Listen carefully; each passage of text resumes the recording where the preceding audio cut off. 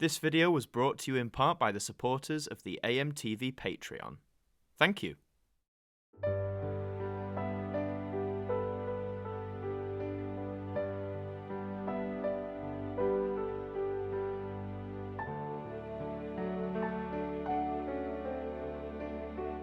Hello, and welcome to this year's run of Christmas specials on the Ident Review Extra, the show where we take a look at one individual ident each episode and give it the review it deserves.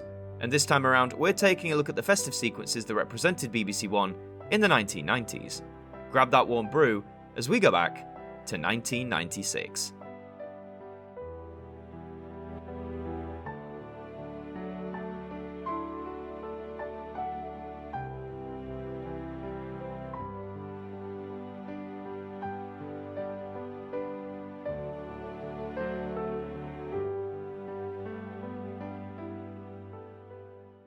I've got to tell you right off the bat, folks, that 1996 was truly quite the incredible year.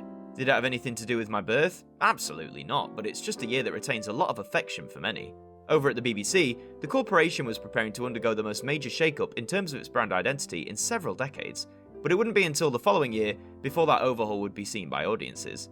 The virtual globe still spun daily for BBC1, but as Christmas approached, it was time once again for the designers to deliver a unique festive sequence to represent the channel through December.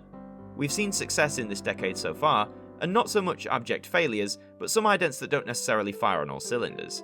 So let's see what was showcased for 1996, the last Christmas ident to feature the slanted BBC corporate logo.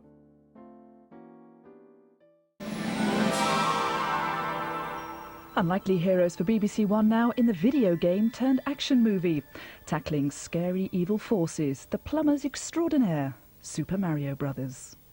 I can see we've once again gone with elegance. The central motif this time around is a sort of chocolate box, which once the lid is removed by these small characters, reveals the numeral 1 within a casing of purple cushioning. The mixture of gold and purple looks absolutely stunning, and the red tones of the box further complementing the whole aesthetic. In terms of colour combinations, this is now probably my favourite mixture for BBC1 throughout the decade thus far. However, despite the beautiful elegance of the colours and the central motif, I do find myself disappointed in other aspects with this one. Namely that once again, this ident is comprised of a locked camera shot.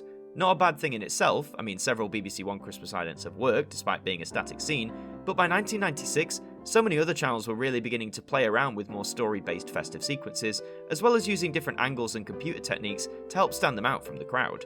And whilst BBC1's offering for the year looks lovely and is very stylistically simplistic, it doesn't exactly offer you too much to keep you watching, bar some minimal movements from the two characters that surround the box. The music this time around also leaves a lot to be desired. I'm all for short little sounds and jingles, but I miss the use of a really full sound, one which cements the ident's feel and vibe, rather than just provide some background sound effects. Overall, I like many things about the 96 Christmas ident for BBC1, but as we race towards the end of the 90s, that feeling of complacency in the design approach begins to ring a lot louder for me. 1996 may not have been everyone's personal favourite year, but I'd argue in terms of Christmas idents, for BBC1, this serves as one of the last sequences designed for the festive period, presented in a traditional style. A static shot, the corporate logo always visible, whilst presenting an adapted version of its more common variant, swathed in elegance and style, with gorgeous colours and an overriding connection to the festive period. It may feel less aligned with Christmas compared to many of the previous efforts we've seen, but for me at least, it does send across an inviting and warm vibe that makes me want to tune in to see the festive offerings from BBC1.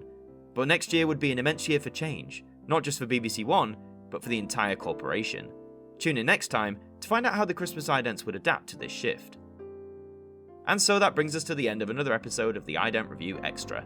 If you enjoyed this throwback to 1996, then please leave a like, comment your thoughts below, and subscribe to the channel for lots more ident related content.